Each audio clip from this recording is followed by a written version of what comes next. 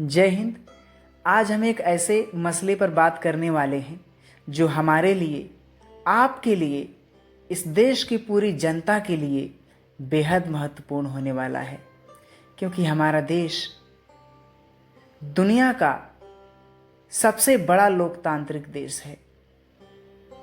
हमारा देश धर्मनिरपेक्ष देश है।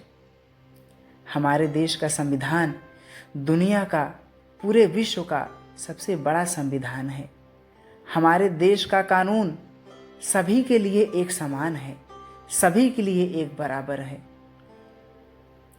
फिर भी हमारे देश में एक एक गरीब दो रोटी पाने के लिए मोहताज हो रहा है। हमारे देश के मेहनती छात्र मेहनत करने के बावजूद भी असफल हो जा रहे हैं। हमारे देश का मजदूर अपने परिवार के पालन पोषण के लिए दर दर भटक रहा है, सड़कों के फुटपाथ पर सो रहा है। आखिर ऐसा क्यों हो रहा है? अपने परिवार के पालन पोषण के लिए, दो रोटी के लिए दर दर भटक रहा है। ऐसा क्यों है? क्या यही हमारा महान देश है? हम लोग वही नागरिक हैं जिसका देश दुनिया का सबसे बड़ा लोकतांत्रिक देश है। क्या ऐसे ही हमारा देश आगे बढ़ेगा?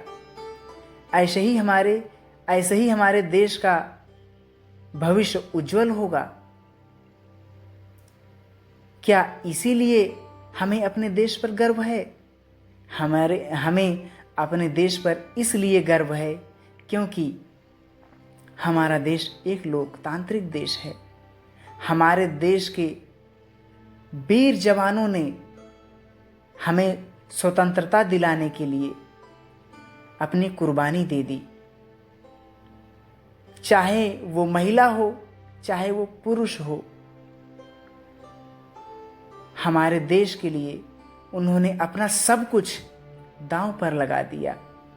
लेकिन आज यह वही देश है जहां पर गरीब, जहां पर मजदूर, एक एक छात्र अपने सुरक्षा के लिए, अपने रोजगार के लिए, अपने शिक्षा के लिए दर दर भटक रहे हैं। जहां गरीबों को दो रोटी नहीं नसीब हो पा रही है। क्या यह वही देश है? यदि हमारे देश में ऐसा ही चलता रहा तो कैसे उज्जवल होगा इस देश का भविष्य? कैसे ऊंचाइयों को छुएंगे हम? कैसे बनेगा विश्व गुरु यह हमारा देश? क्योंकि इन सभी के लिए हम ही सब जिम्मेदार हैं।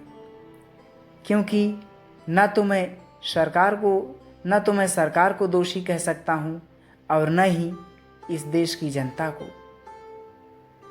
क्योंकि दोषी तो सभी हैं, चाहे वो सरकार हो, चाहे वो इस देश की जनता। जब भी हम एग्जाम क्वालिफाई कर लेते हैं, एंट्रेंस के लिए जाते हैं, या फिर जब हमारा सिलेक्शन होने वाला होता है, वहाँ पर रिश्वत मांग ली जाती है।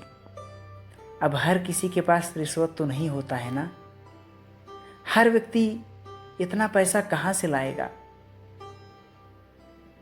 उसकी शिक्षा ही उसकी मेहनत है। अगर वो किसी नौकरी को अपने मेहनत से प्राप्त कर रहा है तो उसे देने में क्या हर्ज है? लेकिन नहीं, उन्हें पैसों की आवश्यकता है, मेहनत से कोई मतलब नहीं है। जिस देश में मेहनत का कोई इज्जत नहीं है, जिस देश में गरीबों के लिए कोई स्थान नहीं है, जिस देश में मजदूरों के लिए कोई रोजगार नहीं है, वह देश महान कैसे हो सकता है? वह देश आगे कैसे बढ़ सकता है? वह देश ऊंचाइयों को कैसे छू सकता है? वह देश विश्व गुरु कैसे कहा जा सकता है? अगर हमें अपने देश को आगे बढ़ाना है, हम सबको एक साथ मिलकर आगे आना होगा। हम सभी को एक साथ मिलकर इस देश में जितने भी गद्दार हैं, जितने भी रिश्वतखोर हैं, जितने भी अराजकता फैलाने वाले हैं, उन सभी के खिलाफ लड़ना होगा। उन्हें इस देश से बाहर करना होगा। क्योंकि आप सभी को पता होगा, जब हमारे देश में सीमा हैदर आई थी, उन्हें लोगों ने क्या नहीं कहा। किसी को ऐसे ही दोषी ठहरा देना बहुत गलत होता है। जब तक हम किसी चीज़ का अच्छे से जांच पड़ताल ना कर लें, उसे दोषी नहीं ठहरा सकते। क्या पता वो हमारे देश के लिए एक ऐसा व्यक्ति साबित हो जो हमारे देश को काफ़ी ऊंचाइयों तक पहुंचा सके। क्या पता वो हमारे देश को वहां पहुंचा दे जिसकी हम कल्पना ना कर पाते हों।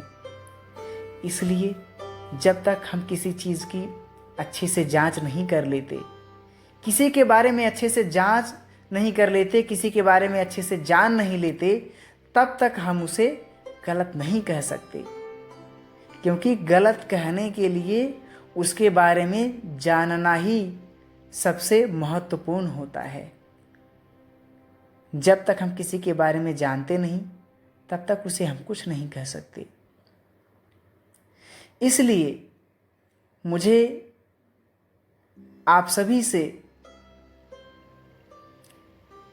रिक्वेस्ट है, आप सभी से मेरा निवेदन है कि आप सब जब भी नौकरी के लिए फॉर्म अप्लाई करें, एग्ज़ाम क्वालिफाई करें, रिश्वत देने से बचें।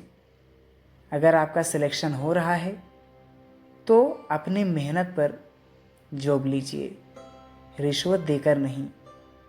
क्योंकि इन सभी के जिम्मेदार हम खुद हैं। अगर हम रिश्वत देना बंद कर दें तो रिश्वत मांगने वालों की कमी होने लगेगी, रिश्वत मांगने वाले कम होने लगेंगे। जब देने ही वाला नहीं रहेगा तो पाने वाले का अस्तित्व मिटता जाएगा। इसलिए रिश्वत देना बंद कीजिए। सरकार ने इसके लिए कई सारी सुविधाएं उपलब्ध कराई हैं।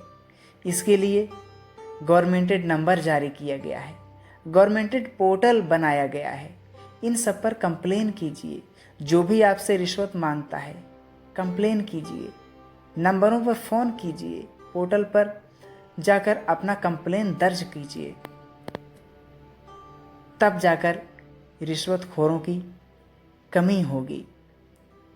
क्योंकि जब तक हम अपने देश को आगे बढ़ाएंगे, तब तक हमें इन सभी से आगे बढ़कर लड़ना होगा। अगर हमारे देश का हर एक गरीब आगे बढ़ना चाहता है तो उसे भी आगे आना होगा। डर डर कर जीने से अच्छा है मर जाना।